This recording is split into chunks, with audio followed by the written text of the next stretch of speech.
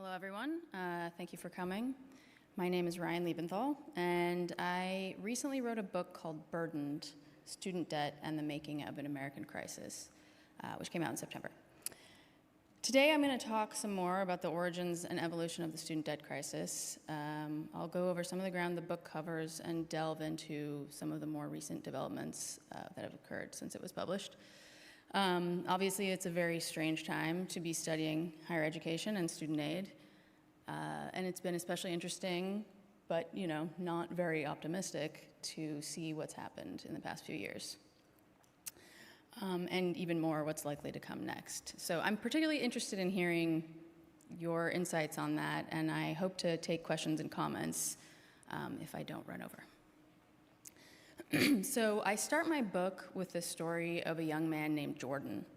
I first read about him in a news story, but then it turned out he also lived in Oakland, where I live.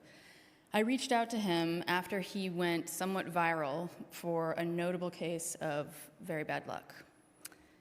After graduating high school, Jordan had enrolled at Morehouse, the all-male, traditionally black college in Atlanta.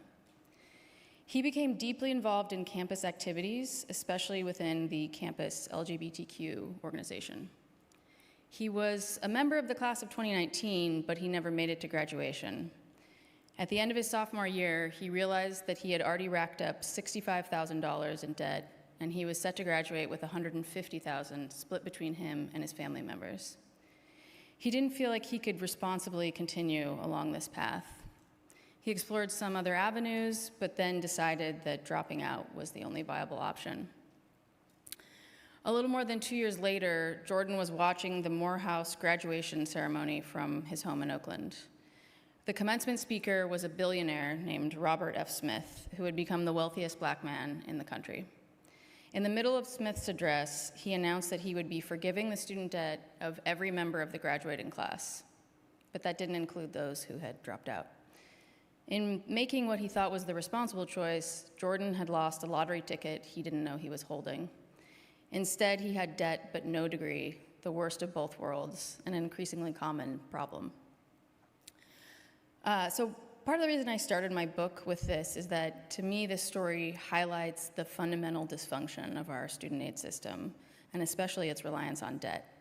It asks individuals to place bets on themselves with very uncertain odds and little reprieve if their numbers don't come up. But really, to understand why this kind of thing is happening and what we're dealing with now, I think we need to go back in time and appreciate how the system developed. I start my book, after telling the story of Jordan, with the tale of the GI Bill. It may seem rather odd to start a book about debt with a bill that is basically remembered for having sent a generation of Americans to college for free, but I have sort of a contrarian take. There was a lot more to the bill, and not all of it was great. In researching my book, I came to see it as, ironically, kind of the starting point for many of our contemporary problems with financial aid. To give a bit of context, Franklin Roosevelt signed the bill in 1944 as it became clear that the war would soon be ending. In addition to giving veterans $500 a year to go to college wherever they wanted, and at the time that was enough to go anywhere, it also offered veterans low-interest home and business loans, it expanded medical care, and it provided on-the-job training. But really, the most important point is that it was designed not really as a program of national uplift, but as a way to manage the domestic workforce. Having just emerged from the Great Depression, FDR and Congress were keen to avoid a glut of restless, out-of-work men trained in the art of war. And they saw parking veterans in schools as a crucial way to avoid that. It wasn't particularly expected to be successful, but it very much was. All told, it sent about 2 million veterans to college. It was expensive. Doing that cost $14.5 billion, which is something like $200 billion today. And it was more expensive than the Marshall Plan in Europe, so it was costly. But a 1988 study found that paying for the vets to go to college had generated $12 billion in extra tax revenue from increased wages and produced a 12-fold return on the investment in better health and other metrics.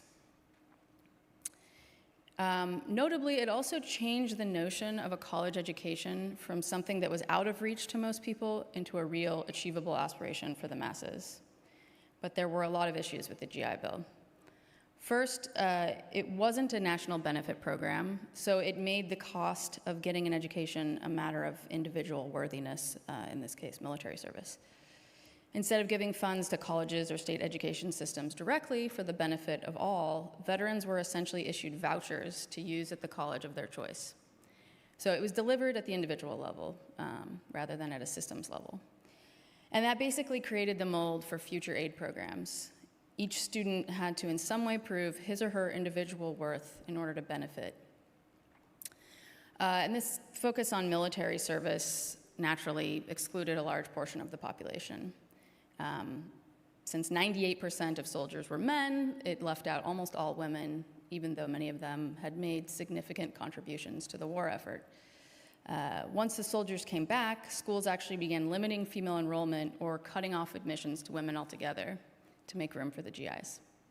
And even women who had served in the military were generally pushed into forms of education or training seen as more feminine, or they weren't informed about their GI benefits at all. The bill also made it exceptionally hard for Black veterans to access its benefits, even though they made up a significant minority of the fighting forces. The first hurdle was just getting into the military. Required literacy screens left out a lot of Black men in the South because, of course, they hadn't had the same opportunities to benefit from adequate schooling. And this restriction on Black enlistment was led by the notorious Mississippi racist Congressman John Rankin, who very much wanted to prevent Black men from garnering the benefits of veteran status because he thought it might threaten the racial hierarchy in the South. And just as with women, Black veterans were mostly steered into areas where they were deemed worthy, like vocational programs or manual labor, regardless of their qualifications, or they weren't informed of their benefits either.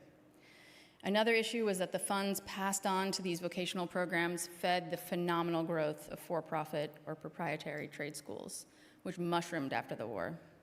Something like 2/3 of these new schools were out-and-out scams aimed at taking veterans free money and offering little or nothing in return. But that reminds me, I have a slide on that. Okay, so this is one from Florida. Veterans, come to Florida, enjoy the sunshine, enjoy the breezes, bathe in the ocean while you learn to fly. Exercise your rights under the GI Bill, and we will refund $30 of your travel expenses after 1 week of training. Finally, I argue in my book that because the GI Bill was more about avoiding a labor crisis than providing education, it really created a lasting vision of what higher education was for that put the market at the center. In other words, it was about getting a job. So even though there was no debt involved, I see the GI Bill as the first stone on the path that led us to where we are today. So these three threads, individual risk and benefit, exclusion, and centrality of the market, weave through almost every student aid measure that passed over the next 80 years. So the next step in this history happens because of a rocket. In 1957, the Soviet Union launched Sputnik, the world's first artificial space satellite, which basically produced a mass national panic in the US about the potential for nuclear war. And it embarrassed the nation by demonstrating how evidently far behind Americans had fallen in science and engineering prowess. As a result of the uproar about Sputnik, the next year Eisenhower was pressured into signing a student loan bill called the National Defense Education Act, or NDEA. This is a quote about how people in this country can't read a newspaper in Telugu, which is a language spoken by a lot of people in India, but the Soviets had a much better language program, apparently. So the NDEA had good intent at first. Pro-education legislators who had tried to pass bills in the past harnessed the anxiety of the American populace to draft the NDEA as a kind of Trojan horse for expanding federal aid to college students in general. But Republicans, including the president, found it to be too expensive. And so what had originally been a scholarship program was ultimately scrapped and replaced by loans. Because loans operated on the level of the individual, who could choose to go wherever they liked, the program evaded the very prickly question of whether religious schools would be allowed to benefit. And by the same token, it sidestepped the issue of segregation. Previous attempts to create federal financial aid had fallen flat when Northern liberals insisted on borrowing funds from segregated schools, and Southern Democrats vehemently opposed. So in the end, the NDA passed as a low-interest loan program that was targeted to students of national defense-related subjects. So that included things like science, engineering, foreign languages. Over the decades, it expanded and was renamed after Congressman Carl Perkins. So you've probably heard of the Perkins Loan, which is its successor. The next real big boost to education aid comes during the blitz of Great Society legislation that Lyndon B. Johnson passed in the first year after his 1964 reelection. Johnson obviously spent his early days poking around this city, and he's now remembered as a political mastermind. He had been a Senate Majority Leader, so he knew how to bend Congress to his will, and he was also a master manipulator known for subjecting his friends and enemies alike to what became known as the treatment, which I kind of love the description of. So here it's been described as an almost hypnotic experience that rendered the target stunned and helpless. It consisted of this giant 6'5" man bearing down on the person he was speaking with, and then with, quote, his face a scant millimeter from his target, his eyes widening and narrowing, his eyebrows rising and falling, he would set about converting them to his side. As this quote shows here, it even got under the skin of George Wallace, the infamous segregationist governor of Alabama, who had a talk with Johnson after Selma and said, hell, if I'd stayed in there much longer, he'd have had me coming out for civil rights. Okay, back to the main story. Johnson had been a teacher early in his career, and according to his VP, Herbert Humphrey, he was a nut on education who saw it as a key to individual and national success. In 1964, he managed to push through the Civil Rights Act, which finally lifted the segregationist block to education funding and opened the door for more sweeping legislation. Johnson first focused on improving children's education, but then after the Elementary and Secondary Education Act sailed through Congress with nary a comma changed, his policy team turned to higher education. The time was very much ripe for it. The baby boomers were growing up, and they were pounding at the doors.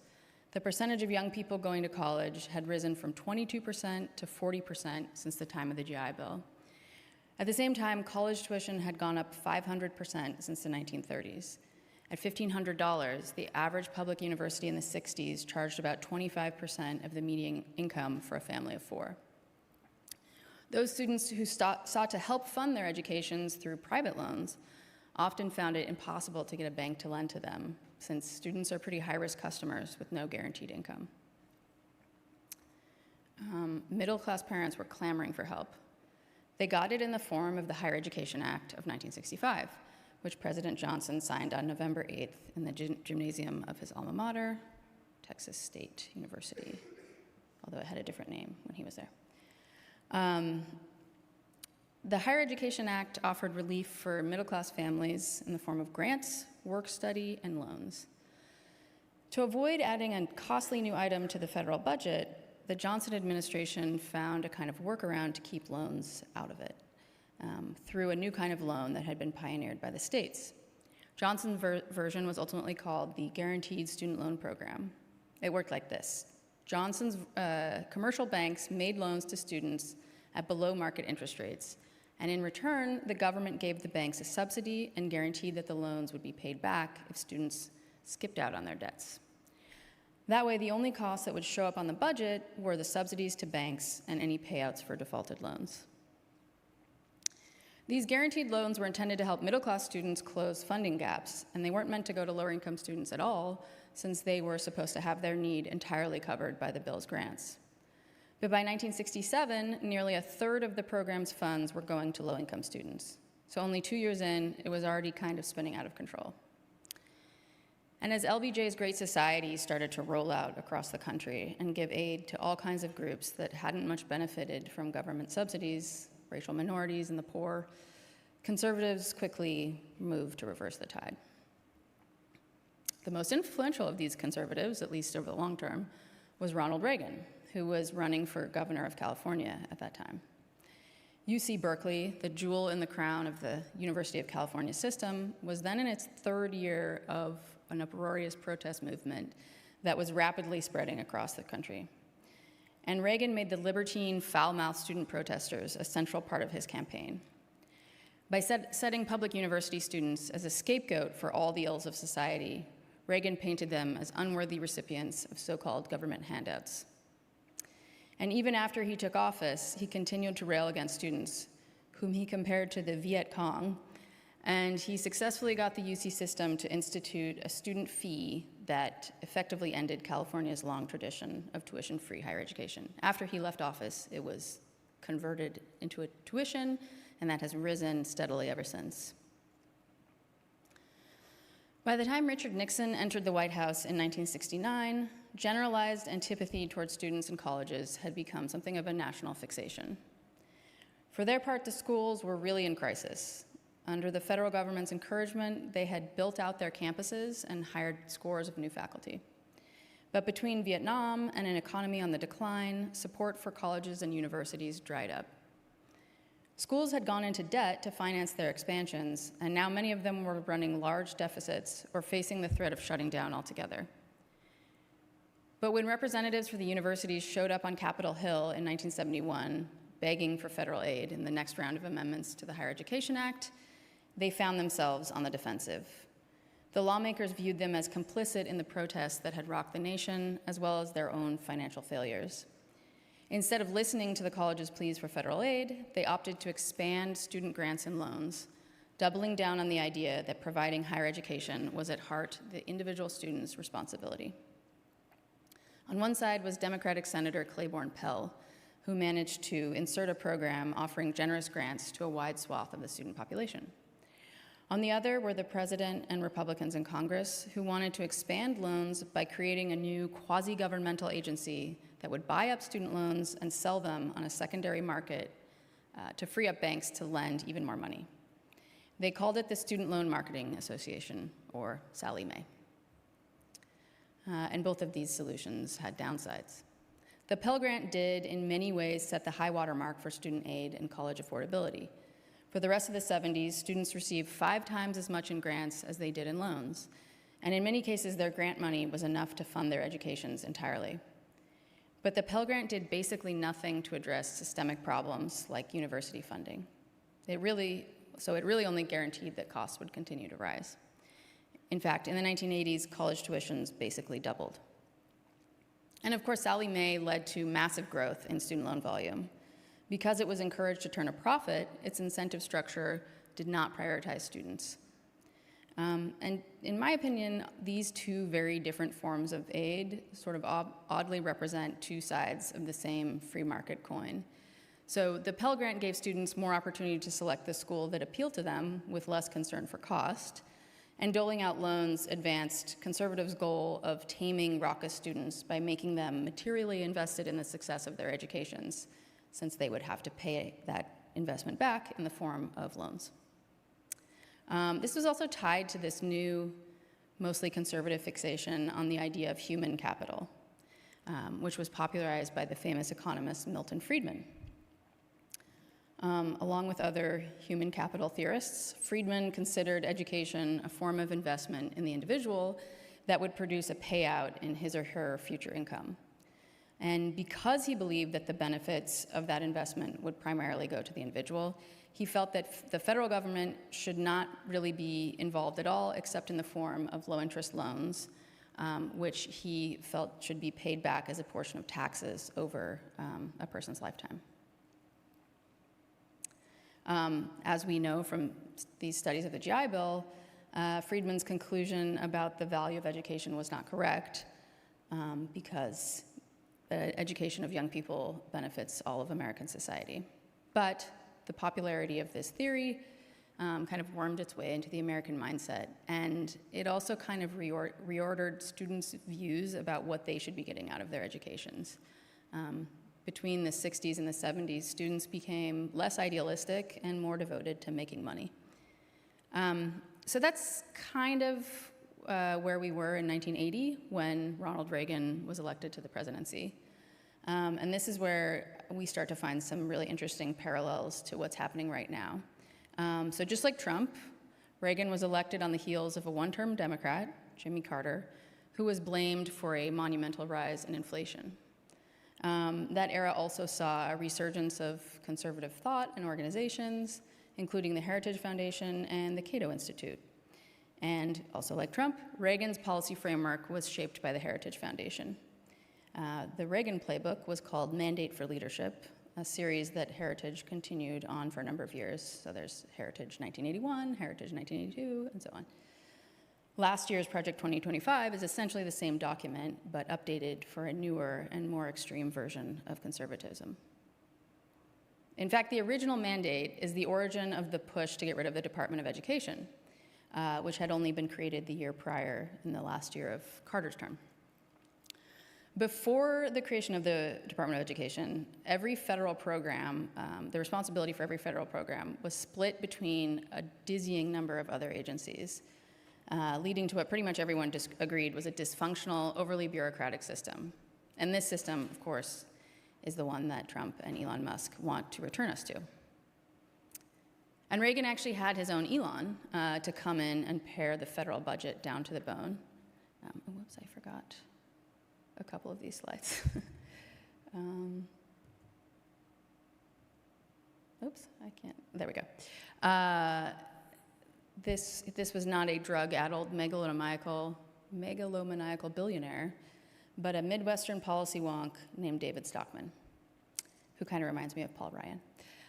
Stockman did his best to kneecap social services programs, including Medicaid, food stamps, public housing programs, and student aid.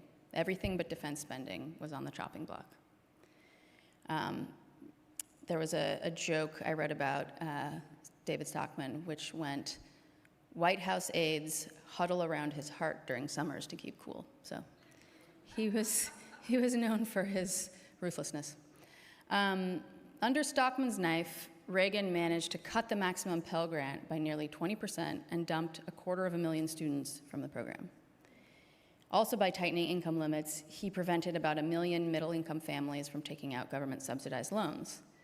Over 2 terms, wrote a pair of education scholars in 1988, Reagan, quote, chipped away unrelentingly at federal aid to education.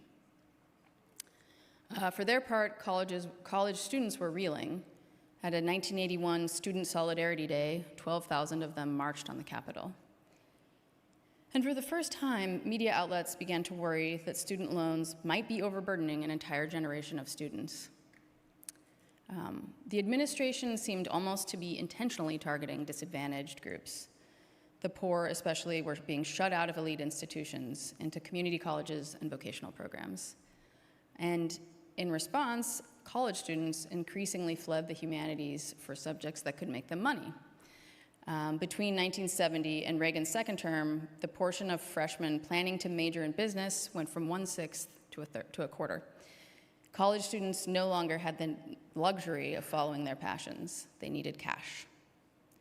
Reagan called it the age of the entrepreneur. Between cuts to aid, inflation, and the shrimpy nature of Gen X, schools were now even more desperate for cash. To get it, they raised prices by as much as 14 or 15% a year.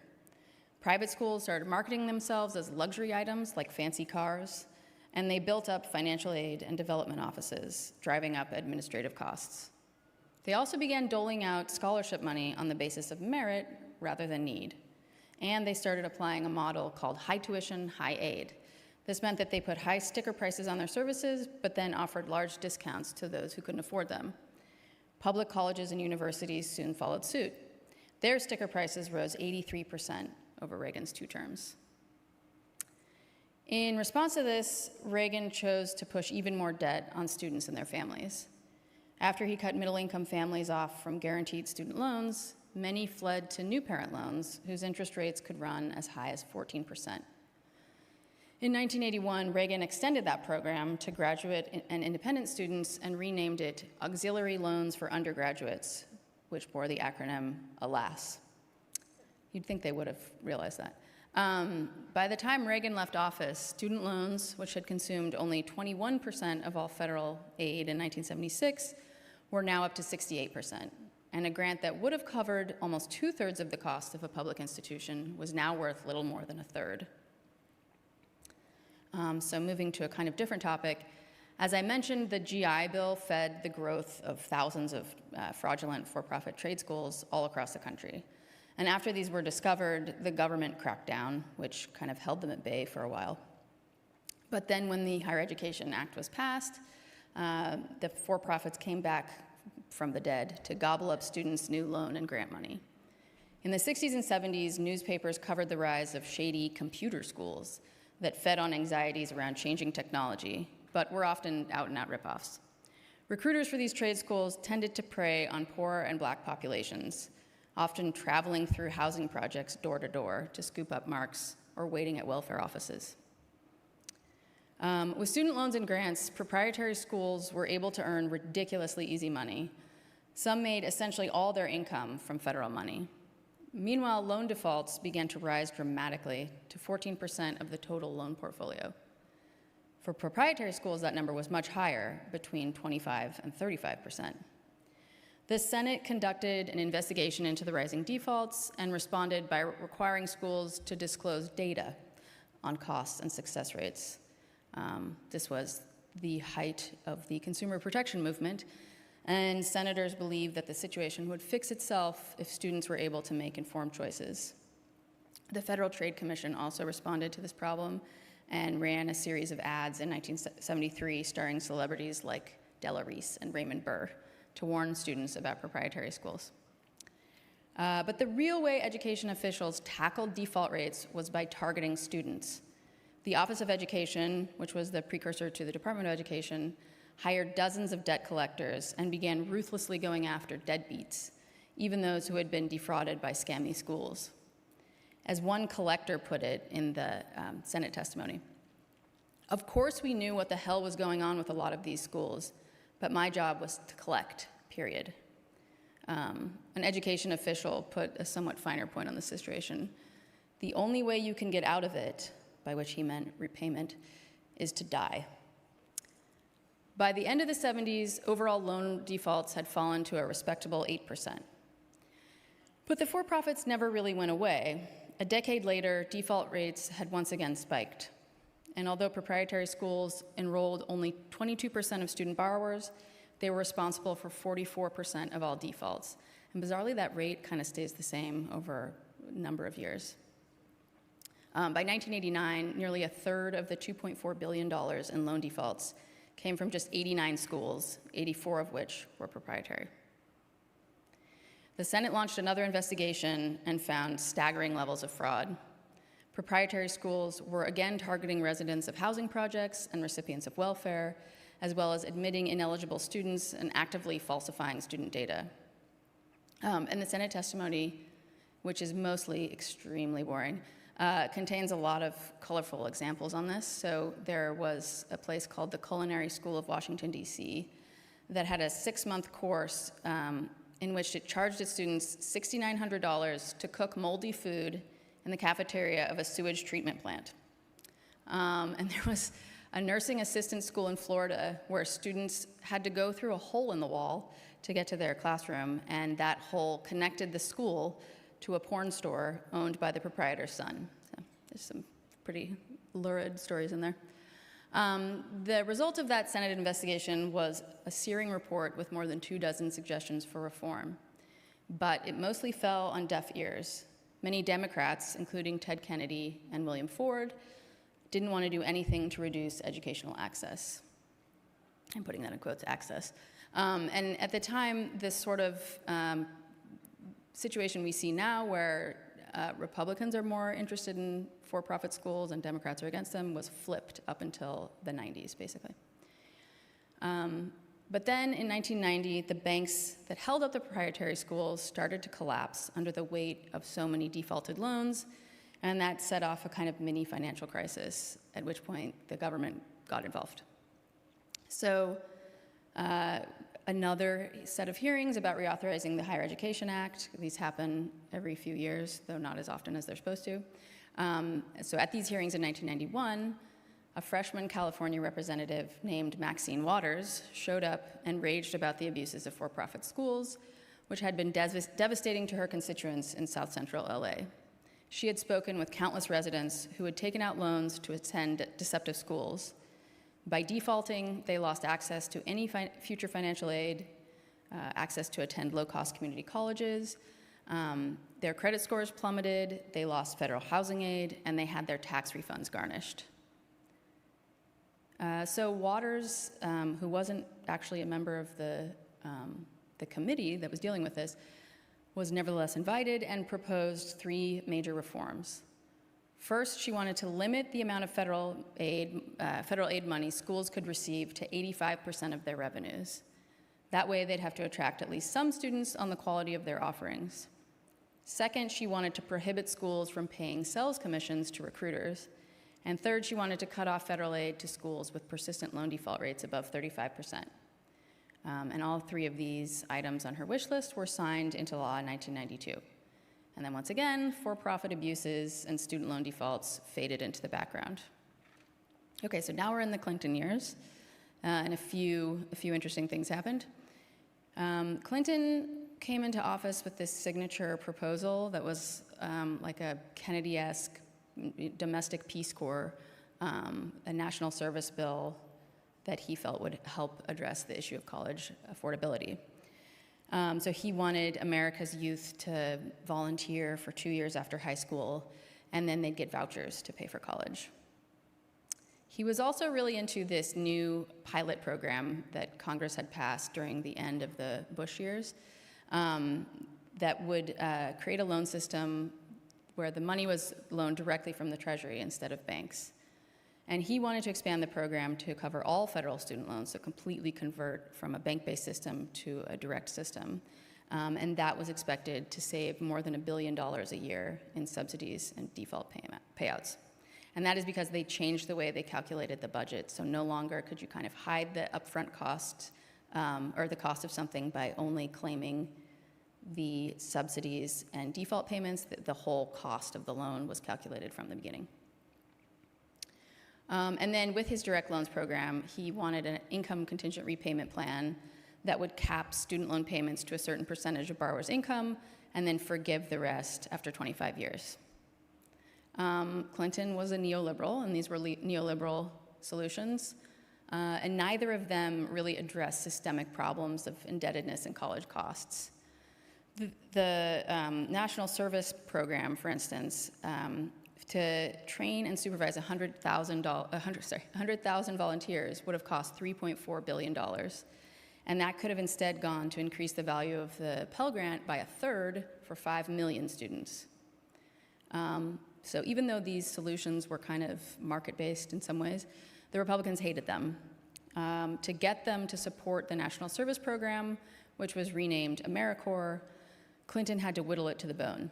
In the end, it only allotted $300 million in its first year, enough to fund 20,000 volunteers. And then after the midterm elections, Newt Gingrich and his minions axed all funding for AmeriCorps, which actually led to the government shutdowns in 1995 and early 96 because Clinton refused to sign the budget bill. So the Republicans hated direct loans, but Sallie Mae really hated direct loans. By this point, Sally had grown into a profit-guzzling monstrosity that dominated nearly every corner of the student loan market, including private loans with interest rates as high as 28%. So after Clinton announced his direct loans plan, Sallie Mae's stock fell by 40%. So the company was not happy with it.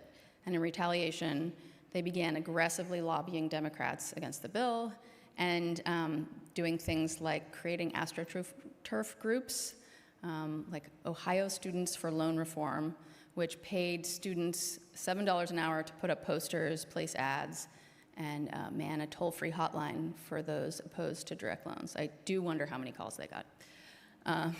So to get the company to stop attacking the bill, Clinton offered Sallie Mae an olive branch. He would allow it to transition to a fully private, profit-making corporation.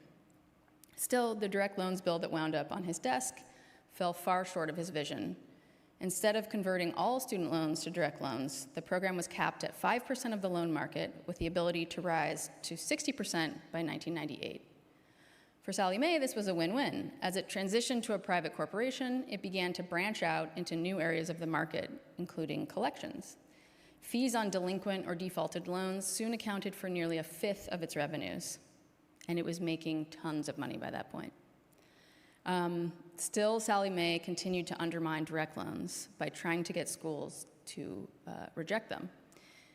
They bribed school officials with things like Caribbean getaways and company stock offerings to put Sallie Mae at the top of the school's preferred lender lists. So that meant that often Sallie Mae would be the only option students were offered, and other banks engaged in this kind of preferred lending scandal as well.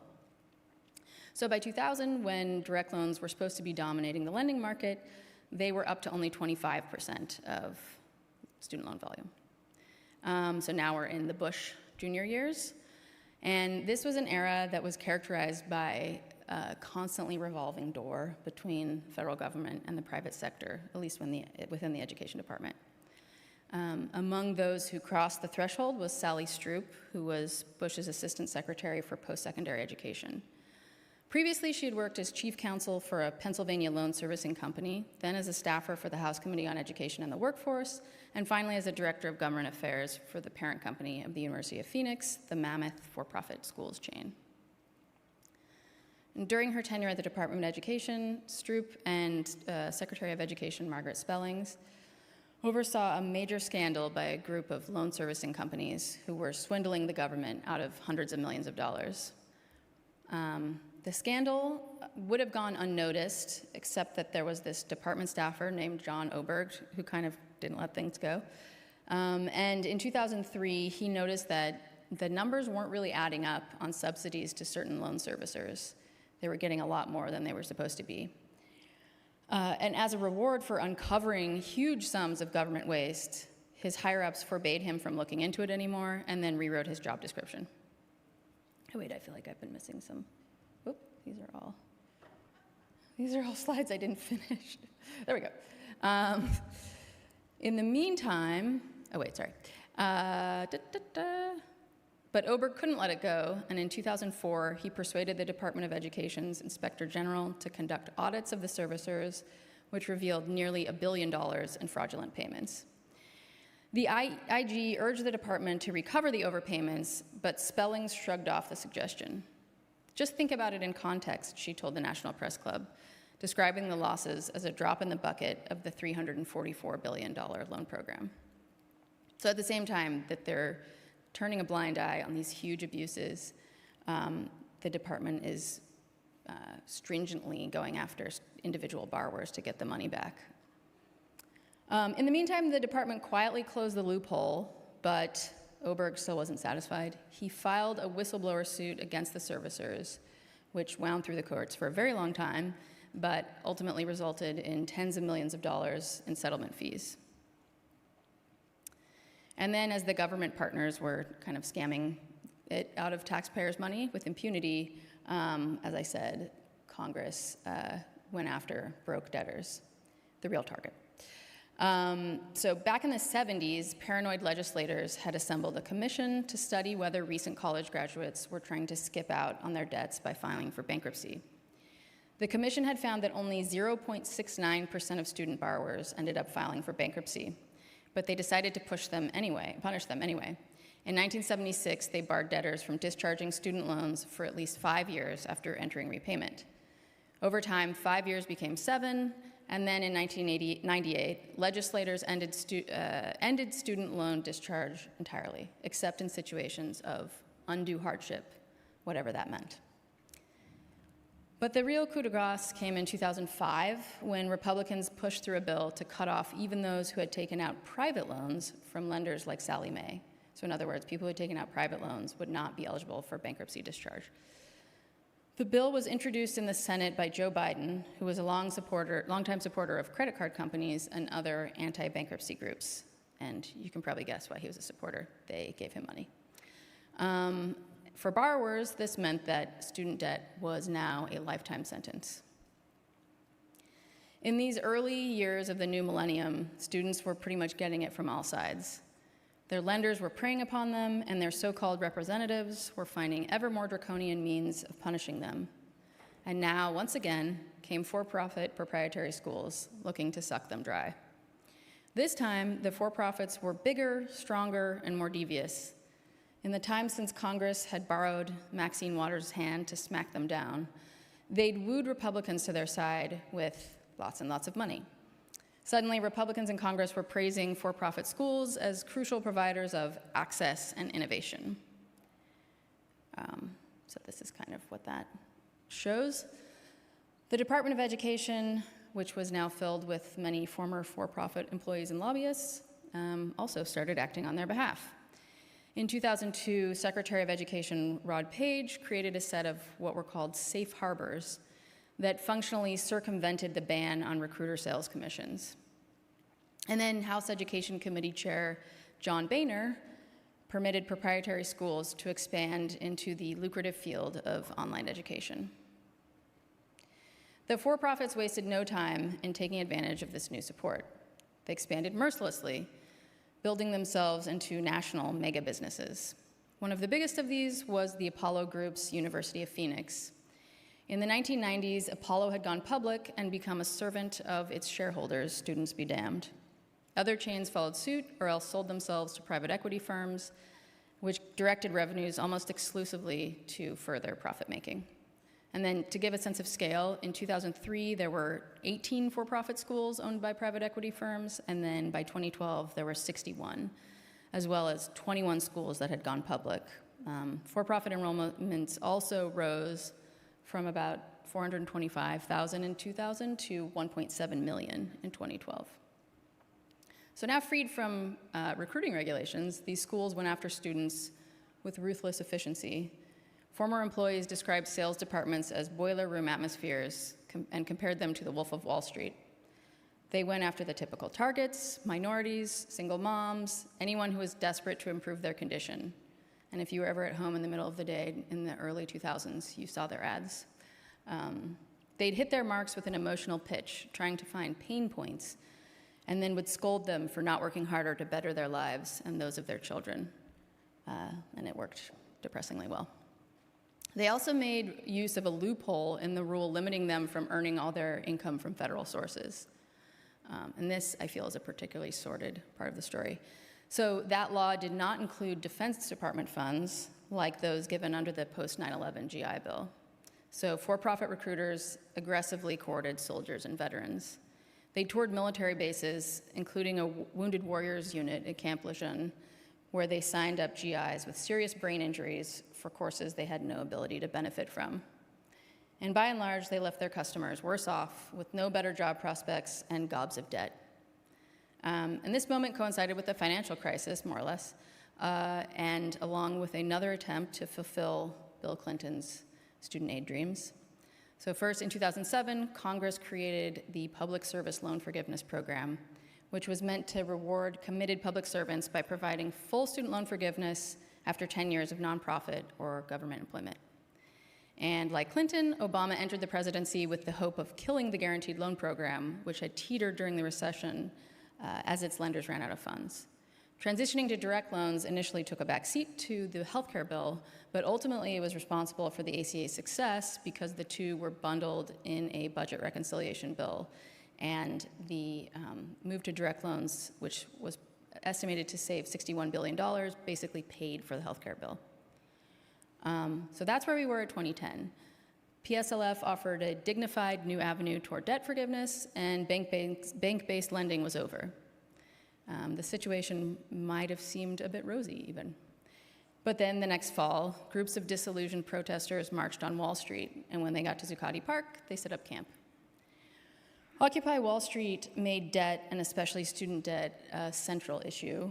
And the Encampment's Debt Working Group had its first big success with this project called the Rolling Jubilee, which bought up millions of dollars of delinquent debts that were sold on the secondary market for pennies on the dollar, and then they would simply write them off. After that project, the group started calling itself the Debt Collective, and they decided to organize debtors themselves to rise up in a mass debt strike. They stumbled upon a news story about defrauded students of Everest College, which was a subsidiary of the publicly traded Corinthian colleges, the biggest for-profit chain in the country at that time. The students alleged that Everest had lied to them about job placements, inflated salary figures, referred to student loans as grants, and even taken out loans on their behalf without their permission. So the two groups started working on a strategy.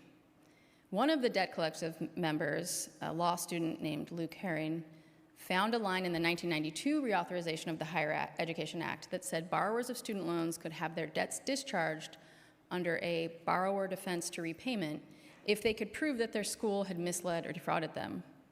The provision had only been used a handful of times, and no one really knew how to apply it to such a big group of debtors.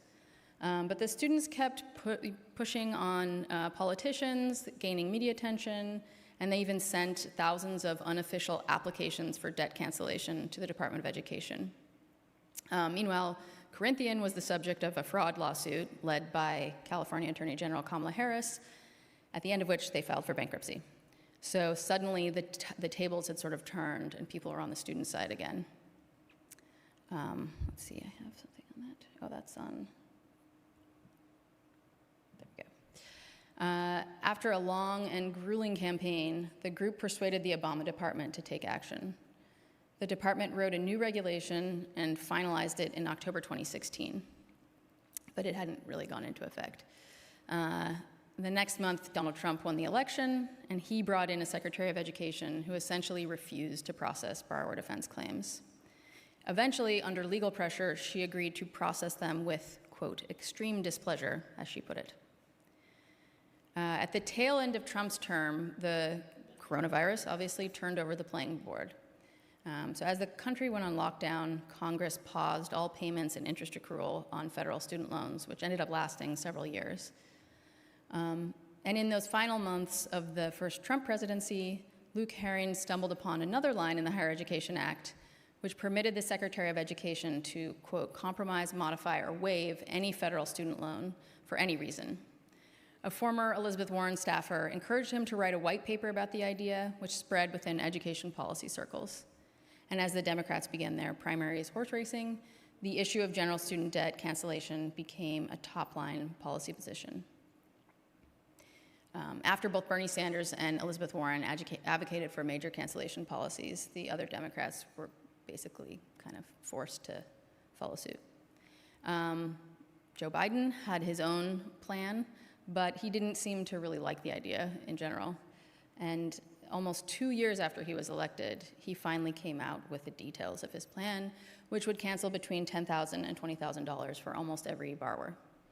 But then, of course, his plan was smacked down by the Supreme Court in 2023, which claimed that he had overstepped his authority by relying on an Iraq War-era law that allowed for the Secretary of Education to waive or modify student loans in times of national emergency.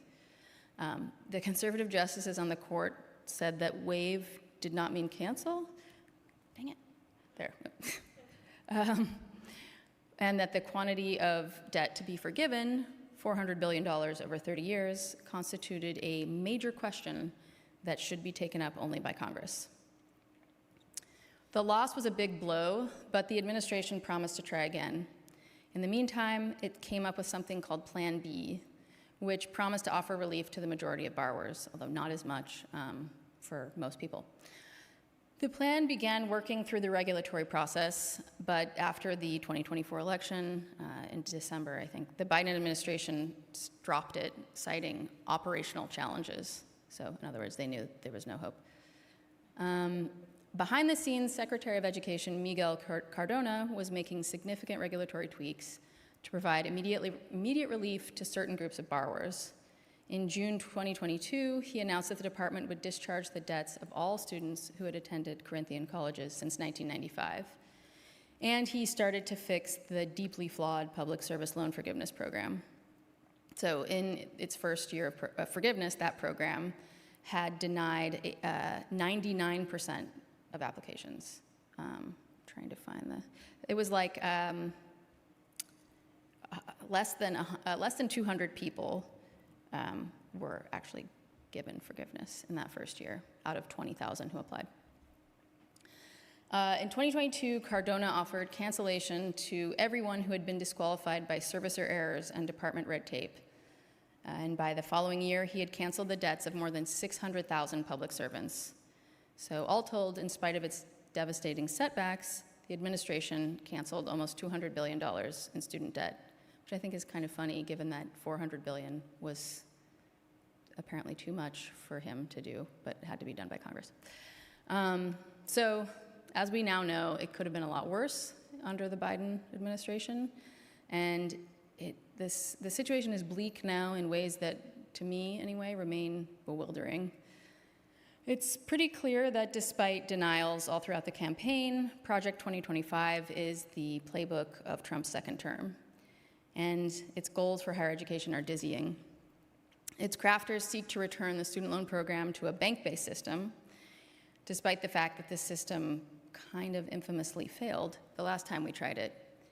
They also want to get rid of all student loan forgiveness programs, including PSLF, which has to be undone by Congress. Most devastating of all to me, they're dead set on closing the Department of Education. So just yesterday, Linda McMahon was confirmed as Secretary of Education, and the administration pretty much immediately doubled down on the goal of closing the department. And they vow to return to a system that was unworkably inefficient and complicated, even for a less complex student aid system. After closing the department, the administration promises they will split existing programs between different government agencies. But given what we've already witnessed, it's hard to take that at face value.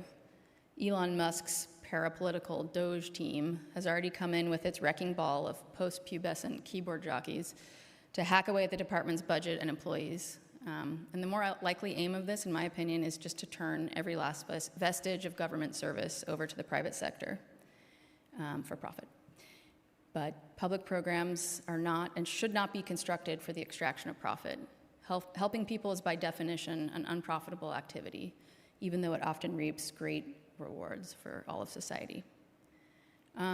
The one thing I'm pretty sure of is that the success and well-being of schools, students, and borrowers hold no place within the Trump-Musk Project 2025 program. And I find it hard, personally, not to feel angry, afraid, and somewhat despondent by the actions of the executive branch at this moment. So where does this leave us? It doesn't look particularly bright at the moment. But perhaps the best way to push back against Trump and his tech minions campaign of careless destruction is to devote whatever optimism we have to generating solutions, so that if or when the orbit of power shifts, those of us who care about students and debt and those burdened by it will be poised and ready to act. Because I think if we wait to construct a solution until the politics are in our favor, it'll already be too late. There are probably hundreds of different options that could improve our system or replace it with something better. And in my book, I came up with a few or borrowed them from other people. So the first one is a massive new investment in public education at all levels. University officials, student advocates, and policy experts have been advocating for this for years. Developed countries across the world have systems that offer free or highly subsidized enrollment. Second, although highly controversial, I believe, perhaps naively, that private nonprofit institutions should basically be given the option to either become public or they can remain private and not receive public funds. As it stands, private nonprofits receive about 1/3 of federal aid, despite enrolling only 1/6 of undergraduates. So a lot of elite schools have massive endowments and would surely survive such a situation, but at the same time, many smaller colleges are on the brink of collapse, and so perhaps converting to a public institution would offer a lifeline. And finally, I think the world would be better off if most proprietary education companies simply went out of business. The best way to sort the wheat from the chaff would be to cut off their public funds. If proprietary schools do have a market value, they should have to earn it fair and square. So now, of course, these recommendations look pretty impossible. At the moment, some of them even risk consolidating control in the hands of people who view education only as a way to increase wealth and further so-called American values. So at this point, the most I can muster up is the hope that the depth of this problem produces its own crisis, an outcry that just can't be ignored anymore. And here I think there's some hope to be drawn from the fact that basically none of the great public programs happened on their own. For instance, it took decades of effort by pro-education legislators to achieve a program of federal assistance to higher education.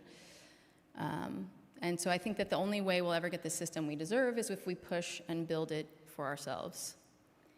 So that could mean a lot of different things to different people. It might mean joining a debt advocacy group like Student Debt Crisis or the Debt Collective. It might be calling representatives or writing letters to newspapers. It might simply mean raising awareness with acquaintances and colleagues.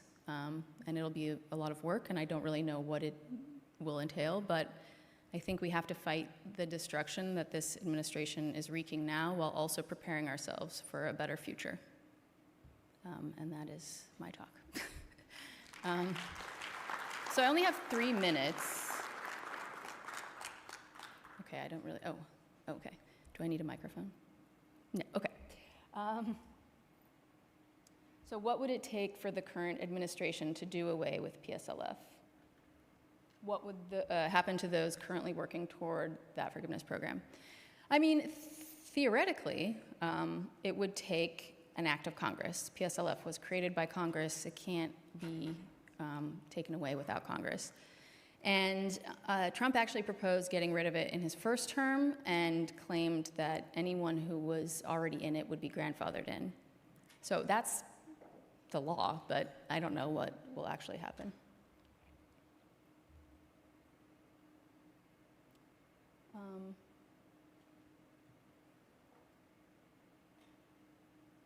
Okay, if we were designing a higher education financing system from scratch today, what would an ideal model look like?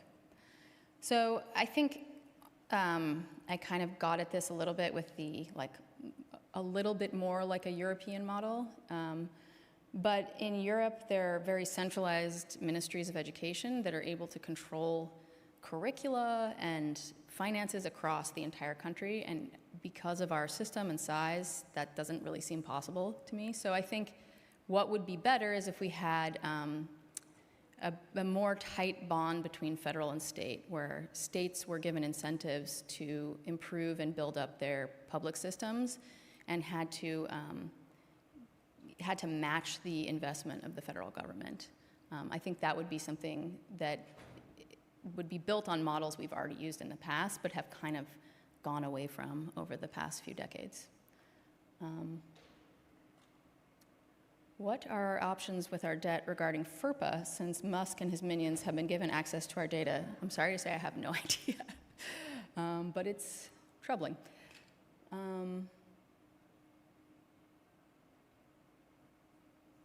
How is the burden of student debt affecting homeownership, entrepreneurship, and overall economic mobility for younger generations?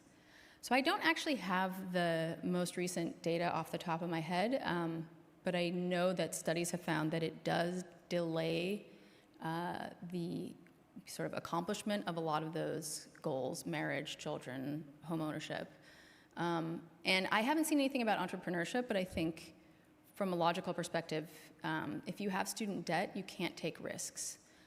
You can't risk not having a solid income, because then you won't be able to pay back your debt. So I think it must have an impact on entrepreneurship, and I think it would be great if it didn't. Okay, I think that's all the time I have. Thanks, everyone.